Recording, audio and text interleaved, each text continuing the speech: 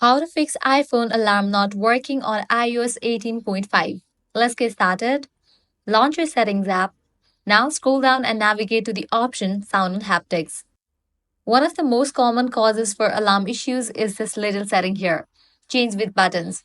When this is on, the volume of your alarm changes along with the volume of your regular calls or media. So, if you're accidentally lowering your volume during the day, your alarm will also be set to a low volume, and that's why it's not waking you up in the morning.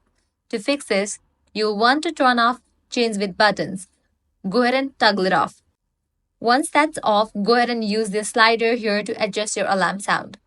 You can slide it up if you're not waking up to the sound. Just make sure it's loud enough to get you out of bed.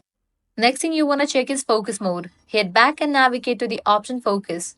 Make sure you haven't enabled any of these options. With these settings, you'll be good to go.